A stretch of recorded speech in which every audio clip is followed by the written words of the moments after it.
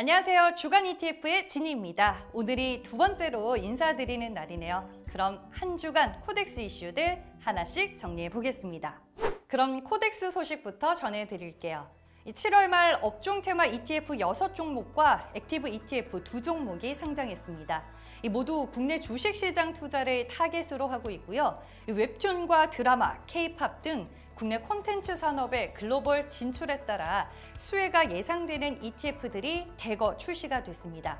그중에는 첫 시간에 제가 소개해드렸던 7월 30일에 상장된 코덱스 ETF 신규 상품 3개도 당연히 들어가 있는데요.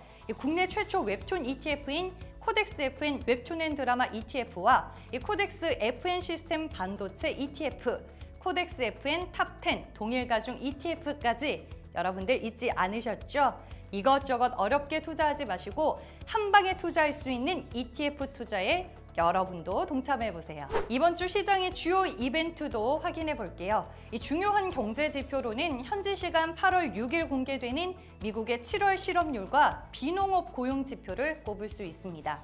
지난 6월에는 비농업 고용자 수가 85만 명을 기록했었죠. 월스트리트 저널은 이번에 그보다 적은 78만 8천 명을 전망하고 있고요. 실업률은 지난 6월 5.9%에서 이번 7월 5.7% 하락할 것으로 예상이 됩니다. 고용은 인플레이션과 함께 미 연준의 금리 인상과 테이퍼링에 있어 상당히 중요한 기준이 되는 만큼 시장에 관심이 집중되고 있습니다. 지난주 시장 흐름도 짚어볼게요. 지난 7월 FOMC에서는 테이퍼링이 구체적으로 언급되지는 않았었죠. 미 연준은 테이퍼링을 위해서는 여기에서 더 추가 진전이 필요하다는 원론적인 입장을 반복했습니다. 당분간 통화정책 완화 기조가 이어진다고 봐야겠고요. 미국 경제는 2분기에 6.5% 성장한 것으로 확인이 됐습니다.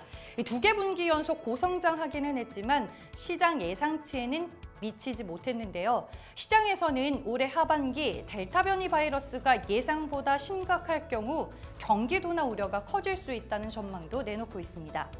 그리고 미국 기업들의 양호한 2분기 실적 발표에도 시장에서는 차익 실현이 우세한 흐름이었습니다. 2분기에 실적 신기록을 쓴 기업들은 많았지만 향후 실적 개선에 대한 우려가 일정 부분 시장에 반영이 되는 것 같고요. 그 외 미국은 인프라 투자안 통과가 예고되고 있는데요. 이 재정 정책의 방향성과 증세가 향후 시장의 포인트가 될 듯합니다.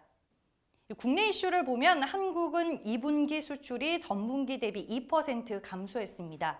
7월 수출액은 사상 최대를 기록했지만 수출액 증가율은 5월 이후 2개월 연속 감소하면서 피크아웃에 대한 우려가 존재하고요. 원자재 가격 상승에 수입은 2.8% 증가했습니다.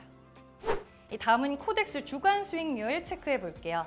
코덱스 차이나 H 선물 인버스가 주간 수익률 넘버1이었습니다. 그 외에 코덱스 코스닥 150 선물 인버스, 코덱스 200 선물 인버스 2X 등 주로 지수 하락 쪽에 베팅하는 ETF 위주로 수익률이 좋았습니다. 아무래도 지난주에 중국발 규제 리스크로 시장의 변동성이 커지다 보니 이쪽으로 시장의 흐름이 반영이 됐고요. 특히나 코덱스 200 선물 인버스 2X로 상당한 자금이 유입됐습니다. 그리고 지난주에 이어 코덱스 미국 반도체 MV가 수익률 탑10 안에 이름을 올렸습니다. 코덱스 미국 반도체 MV ETF는 ASML, AMD, 퀄컴 등 미국 반도체 장비 공급사들이 4에서 5% 비중으로 담겨 있습니다. 최근에 필라델피아 반도체 지수가 신고가를 경신하고 있는 상황에서 코덱스 미국 반도체 MV ETF는 지난주 2.2%였던 수익률이 2.4%로 상승했습니다. 반면에 코덱스 차이나 H 레버리지, 코덱스 중국 본토 A50, 코덱스 차이나 항생테크 등은 수익률이 좋지 못했습니다. 중국 당국이 지난주 잇따라 대형 규제를 내놓으면서 차이나 리스크가 불거져 그 영향을 받을 수밖에 없었습니다. 이어서 주요 자산 수익률 흐름 살펴보겠습니다. 지난주 시장에 불어닥친 차이나 리스크, 오늘 저도 계속 반복해서 얘기를 하고 있는데요. 전 세계 금융시장이 중국 때문에 불안에 떨어야 했던 만큼 중국은 할 것 없이 신흥국, 한국 주식이 모두 수익률 마이너스를 기록했습니다. 그중에 당연히 중국 증시가 낙폭이 가장 컸고요. 반면에 이렇게 위험 자산이 흔들리다 보니 상대적으로 금, 미국 채권 등 안전자산 쪽으로 수익률은 양호했습니다. 국내 ETF 시장 자금 흐름 동향도 보시면 지난주 국내 주식형 ETF 거래액이 감소해서 관망으로 바뀌었고요. 해외 주식형 ETF 거래액은 꾸준하게 성장을 보여주고 있습니다. 다음은 한 주간 시장에 큰 관심을 받은 ETF들 정리해 볼게요. 자율주행이나 전기차, 수소차와 관련된 ETF로 시장에 자금이 몰렸습니다. 리튬 채굴 기업부터 소재, 장비, 2차 전지, 그리고 전기차 제조업체 이르기까지 이 산업 전반에 투자하는 상품이 늘어나고 있다는 걸 실감을 하고 있고요. 거래 증가율 탑3에는 코덱스 차이나 H 레버리지, 코덱스 차이나 항생테크, 타이거 차이나 항생테크가 이름을 올렸습니다.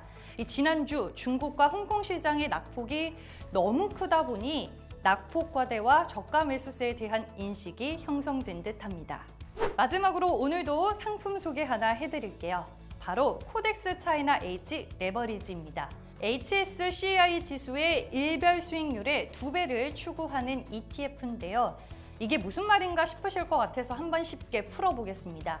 기초지수인 HSCI 지수가 하루에 1% 상승하면 이 코덱스 차이나 H 레버리지는 2% 상승하는 효과가 있고요. 반대로 HSCI가 하루에 1% 하락하면 2% 내외로 하락하는 구조라고 보시면 됩니다. 그럼 여기에서 HSCI 지수란 홍콩 증권거래소에 상장된 H주를 시가총액 가중 방식으로 산출한 지수를 말합니다. 매년 4회 이 지수 정기 변경이 이뤄지고요.